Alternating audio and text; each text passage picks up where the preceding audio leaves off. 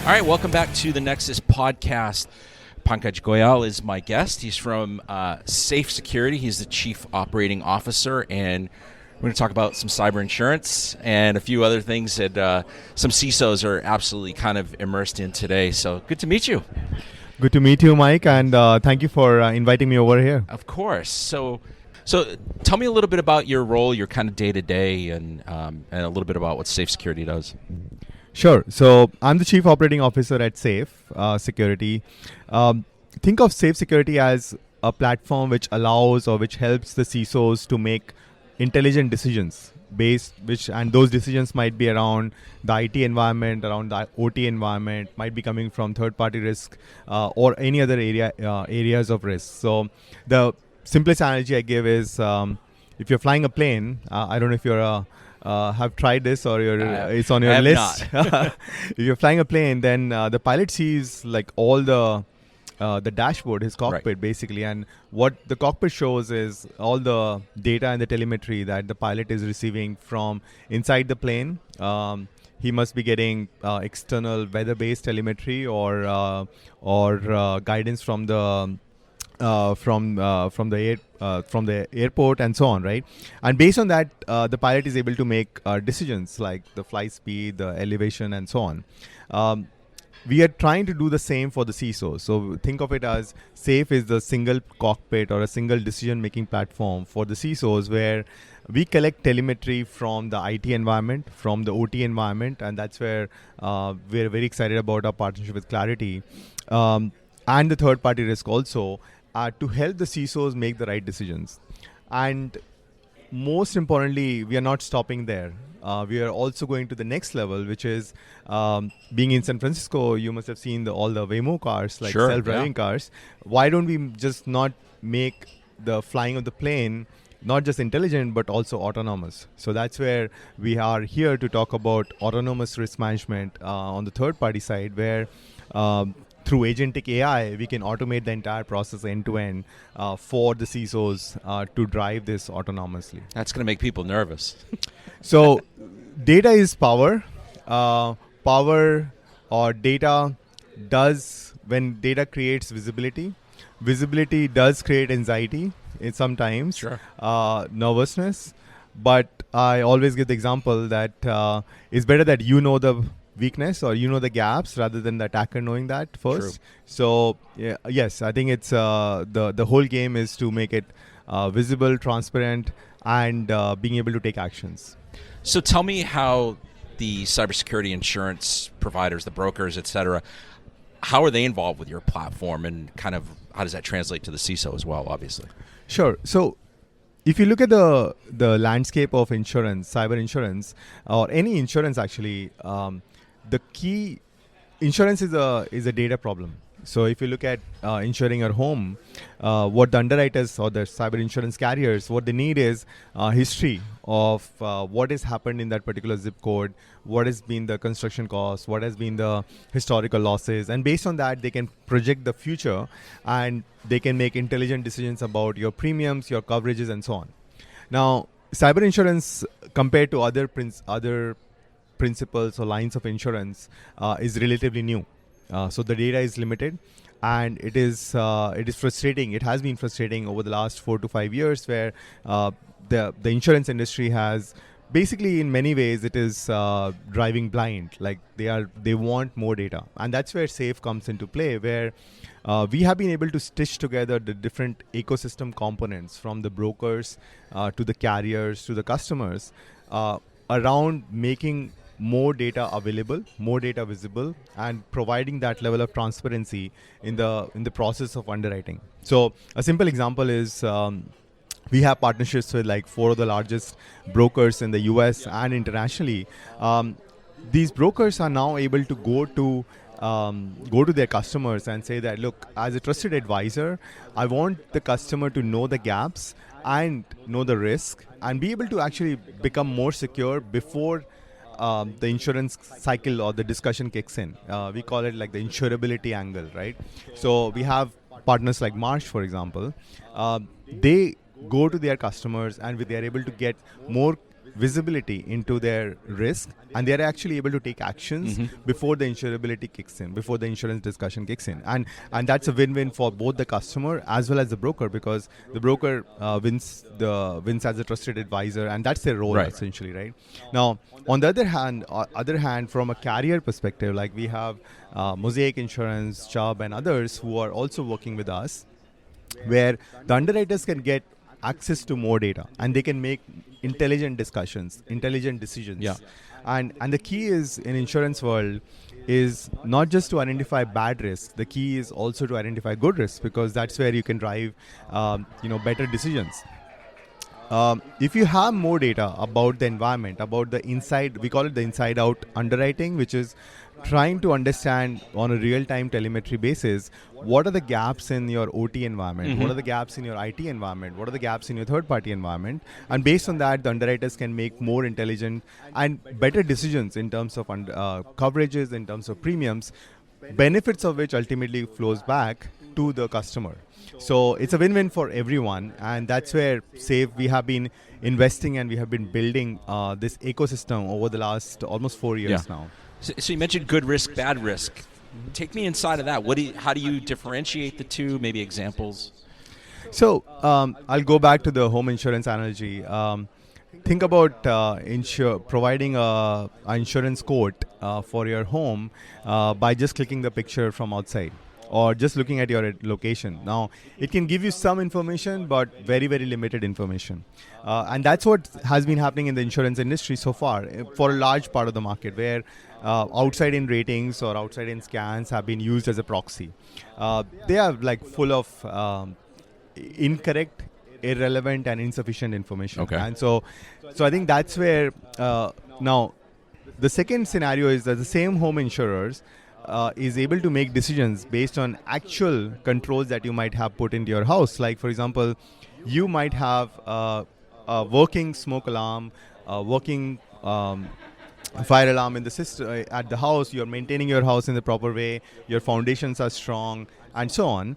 Versus your neighbor who is not taking care and not making those investments. So you should get the benefit of that. Sure. And you can only prove that when the underwriter or your broker sees those controls being put inside your home, not from the outside picture. And I think that's where we come into play, that through our analysis of the internal IT and OT environment, the carrier and the broker can make more intelligent decisions, and ultimately provide you as a homeowner who has invested in your security controls, better premium, better coverages. I'm curious of what you're hearing around OT environments, big factories, manufacturing companies, etc. What kinds of questions are there? Are you hearing more about insurance questions from those environments today than 2 years ago, 5 years ago, whatever? Absolutely. The OT environment is. There are a couple of things happening. First is the OT environment is expanding, and not just like what I own as a healthcare provider or as a manufacturing company. It's not just my OT environment, but also I'm engaging with many third parties. Right. Like, for example, I was talking to a hospital provider. Many of their instruments, like the healthcare measurement instruments in the hospitals, they are relying on their suppliers, their third parties, and they are part of their supply chain in many ways, right? So the OT attack surface has been increasing.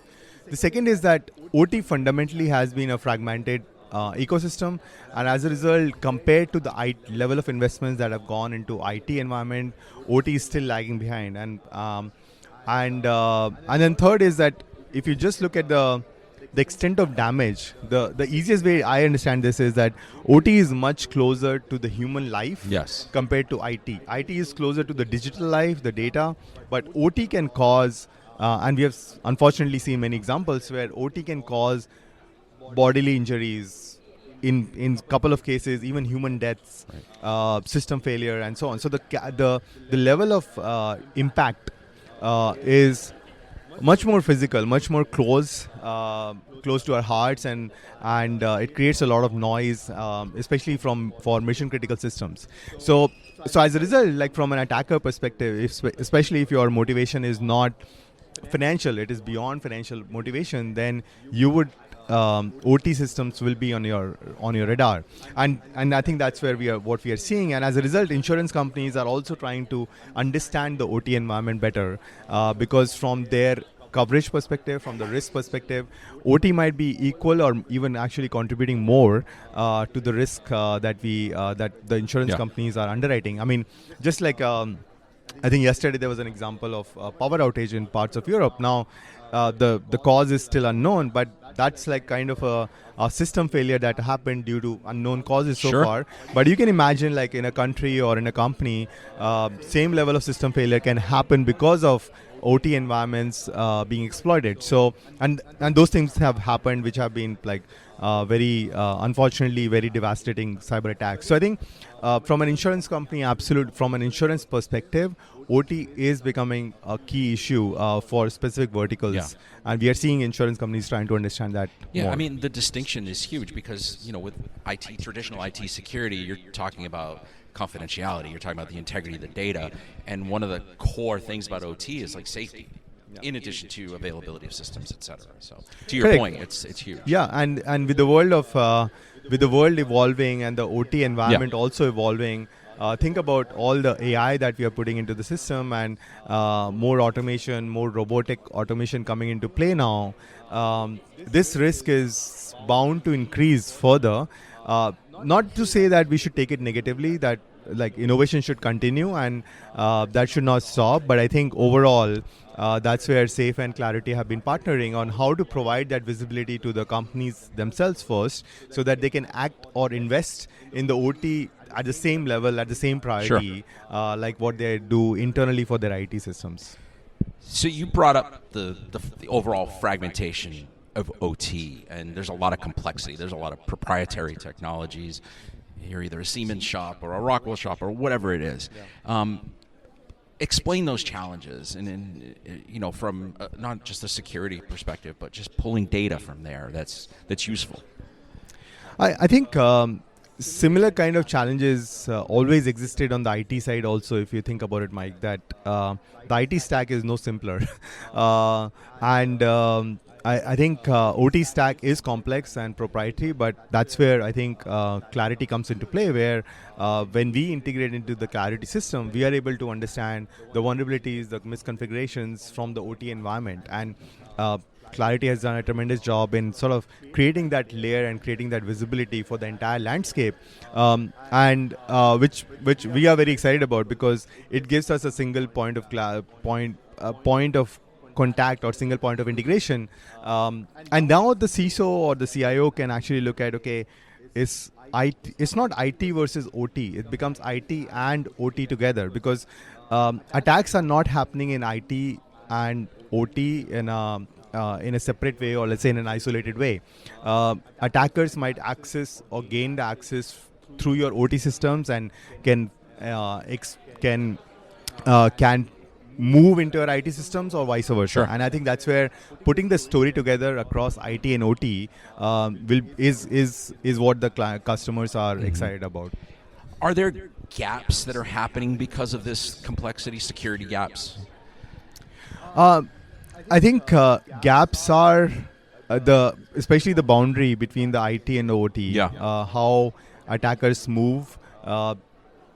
That is still being understood. I would say that even when we look at combining the two ecosystems together and added with the complexity of the third-party ecosystem together, there are always gaps that individual security teams or IT teams they miss through, and I think that's where platforms like Clarity combined with Safe can actually solve that and provide that level of uniform transparency across the system. From an insurance perspective, you mentioned earlier too the supply chain, the third party. Everybody wants access. Everybody needs access, whether you're a vendor or a supplier. There are significant exposures there as well. From an insurance perspective, how good are they at dealing with that and understanding that those relationships? The insurance companies are learning the OT landscape, I would say. Right. I think last week there was a discussion with Clarity's, like some of the customers and partners, that many insurance companies, they have started this OT supplemental questionnaire. So they will give like in addition to their like tens of questionnaire, there's another OT supplemental which is coming up, which is a good first step. Sure. But I think that's where again it lacks a couple of things. One is that it needs to be improved overall as a questionnaire, and I think that's where we together can help them. But secondly, again, a point in time manually driven answers will only go so far. What we need is real time understanding of the gaps which are happening, because the attackers are not they're not scheduling your attacks like once a year, right? They are always on, and some of these recon or some of these attacks can span through months before they actually materialize. So I think the real-time version, the real-time element of getting this telemetry and intelligence is where Clarity is superb at, and I think we can help the insurance ecosystem there.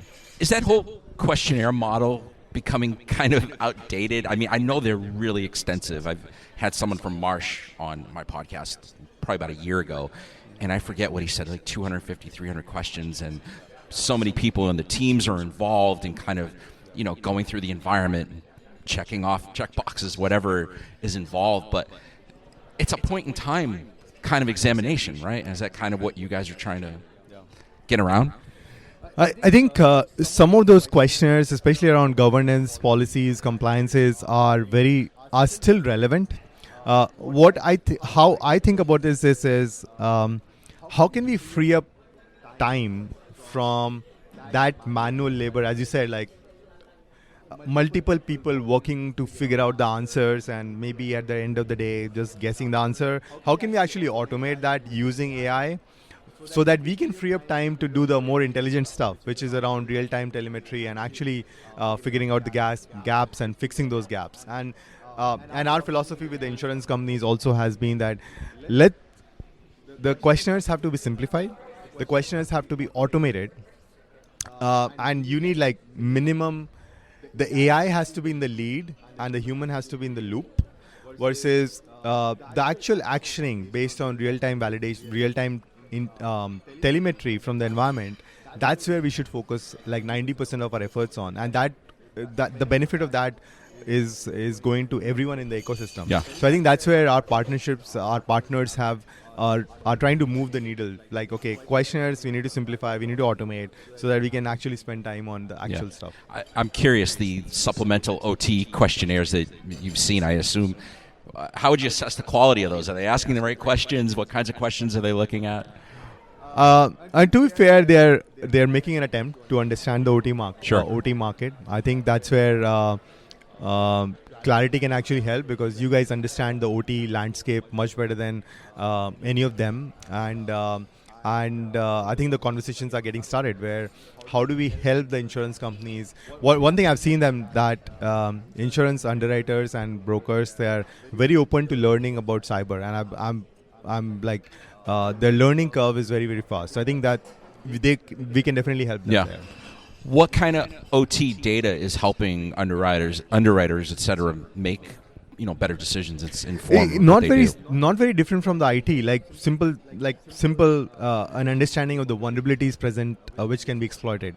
So Clarity is great at figuring out the vulnerabilities, and that's where when we ingest that data as safe. We ingest that data from Clarity, it gives us an instant view of the vulnerabilities and how those vulnerabilities can be exploited to execute a particular risk scenario on an attack. So that is a very simple but a very powerful example of how OT systems can be monitored and how they can be patched or improved upon on a daily basis. Similarly, like configuration gaps, any kind of resilience gaps they should be figured out, and we should get a view of that. And do underwriters, do the carriers have any expectations about like some of the protections that should be in place, and what are some of those? Yeah, I think as the impact on OT systems are more physical impacts, as obviously, and as a result, on the insurance, when you look at insurance policies, there's a constant discussion around how much coverage should be provided around, let's say, bodily injuries or system failures or business interruption because of that, and so on. Now, so I think those are let's say, sub coverages or clauses which are always present in the insurance policies.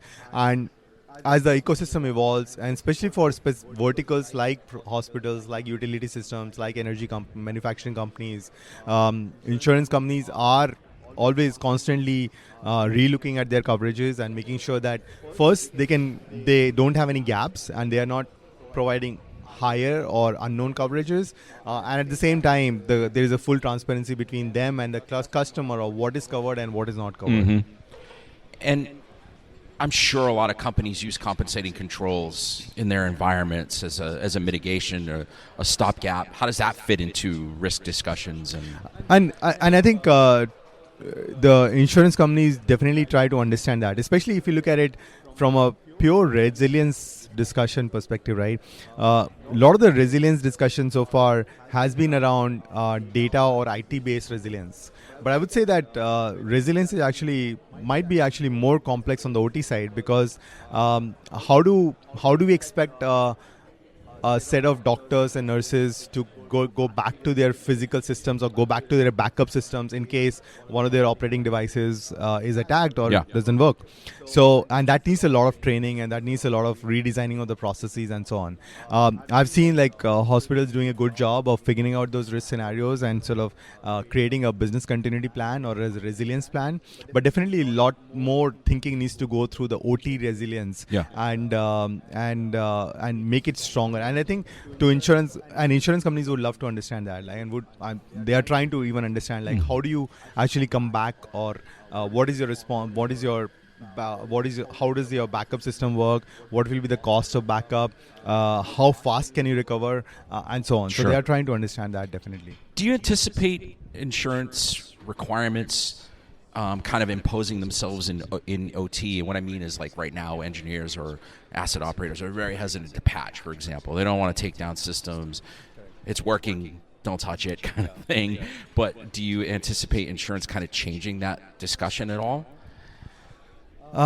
We have to do it because our coverage says so. We have seen some of those, I would say, insurance-led or insurance-driven actions happening on the IT side, definitely. I think one of my insurance friends gave me an example that 30, 40 years ago, a lot of the automotive or vehicle safety was driven by insurance companies, and I think insurance companies have done a good job in driving those kind of almost like a basic minimum standards for ransomware or for data exfiltration. And overall, I see that level of discipline or basic minimum hygiene standards can be enforced, or insurance can be a good enforcer in that way. So it will be a positive movement for the industry, and I think I'm sure that insurance companies will or are already playing a role in that. Do you see ever companies having a misconception or even making a mistake about insurance and using insurance as a control, for example? It seems like a bad idea, but insurance is always, I would say, it is a resilience control because if you think about the risk cycle, you have risk understanding, then you have risk mitigation, and then the final steps is always risk transfer and then risk acceptance, right? So risk transfer will always be that's why you and I, we always buy car insurance, we always buy home insurance, because in our personal life there is a risk transfer we are doing. I think companies will continue to do that, and insurance should be considered as an important financial resilience control for sure, but not a operational control. No. Not an operational control for sure, because ultimately what is specifically for OT, the damages on the reputation side, the non-quantitative damages can be more impactful than the financial damages which can be potentially covered by insurance. Like insurance companies are never going to cover your reputational damage, for example, right? So I think the companies, they are not relying, or they're not using insurance as an excuse not to invest in their environments. What's your kind of baseline advice for a CISO around insurance and so forth? I'm sure you have a lot of conversations like that. I think the baseline, what I tell the CISOs in my conversations is that first it is important to understand how much risk you are sitting on before you go into the insurance discussion. And again, I love the analogy from our day-to-day lives. Like um, when you are applying for an auto insurance on any website, you fill out like which car do you have, which model do you have, what is the insurance, like which zip code are you on, what's your commute behavior, and so on, right? So what at the back end, the insurance companies, they are trying to understand your risk exposure. I think CISOs should do that first. Like, what is their actual risk exposure based on the controls? Sure. Now, once they understand the risk exposure, they have the same choices. Like you can invest to mitigate the risk and bring it down. You can invest to transfer the risk through insurance. And it's the same dollar which is going. Right. So that trade-off analysis needs to be done from a CISO perspective, that they might be better off investing $1 into actually mitigating and improving the controls rather than transferring the risk. But then there is always residual risk or left even after investments. Yeah. And that's where the insurance discussion happens. And then the insurance discussion is fundamentally a discussion around how much coverage do you actually need, what type of coverages you need, and versus the cost of the coverage. Mm-hmm. So I think, but understanding, getting visibility into the risk, which still I think is a gap for many organizations and many CISOs, is absolutely the first step. I would imagine there are a lot of eye openers there when they get in some kind of picture. Yes, and it's good to get those eye openers in internal discussions rather than when unfortunately if an actual event happens. Right. And how does the evolving threats, how does that change the equation? I mean, this is pretty fluid. It's not like, auto insurance where, you understand what a car accident is and the impact of them. And this is different. That has been a challenge for insurance industry because any other line of insurance, the cycles are longer. The data is well understood. There's a long history. And most importantly, history is a good predictor of the future. In cyber, almost none of this is true. So there's not a lot of history. There's not a lot of common data. And the history of the past may not be a good indicator of the future.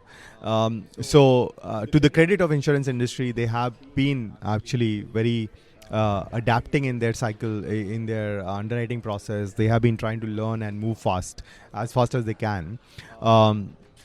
I think the future is not going to change, and in fact I would say that the variability or the dynamism on the OT environment is going to increase even more going forward, and that's why I think I come back to the power of Clarity platform and combining with the Safe platform, because both these platforms together can bring you that real-time visibility on a daily basis, right, and map it to what threat actors are doing, and you would be able to assess, as a CISO or a CIO, you would be able to assess that risk on a daily basis, and most importantly take actions based on that. All right, so last question. If we have this conversation, say in 2 years from now, especially how it relates to OT, how is this going to be a different conversation? What do you expect? I expect that there will be a lot more transparency around the risk on the OT side. Yeah. I expect that there will be a lot of actioning by then, taken by the CIO and by the CISO teams on the OT side, and finally expect that, or let's say I'm not expecting, but I'm hoping that this demarcation between IT and OT goes away, and we think of technology end to end through automation, through AI. Through data, etc. We just think of technology as a continuous spectrum rather than trying to create these physical/digital boundaries. Right. All right. Excellent. Great to meet you. Thanks for coming on the show. Thank you, Mike, for having me here. All right.